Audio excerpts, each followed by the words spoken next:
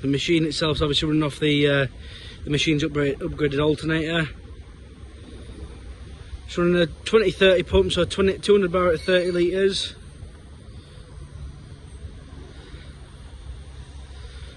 So this machine is obviously a self-contained unit. All you need is a water tank and a diesel tank, as you can see there. So the machine itself will be piped up on the hot side and the machine side into a white diesel tank. The only thing we're missing is a battery that just sits into there. Obviously that is normally on there. For now we just don't have one as we speak.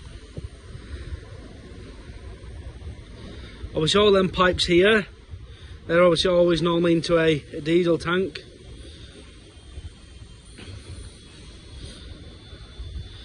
This has also got the facility there, so the engine rev is always going to stay the same, because we need to be able to pick, we need to be able to be creating obviously the voltage and amperage obviously back down to the batteries to the charge to be able to run the boiler.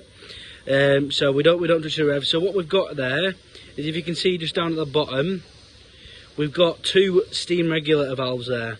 So that will turn the volume down to be able to get them up to the temperatures when they're needing to, and what they're needing when they're doing the surface cleaning. Obviously graffiti removals, all that kind of stuff.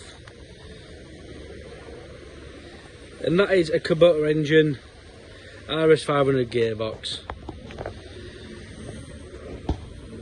What a beauty.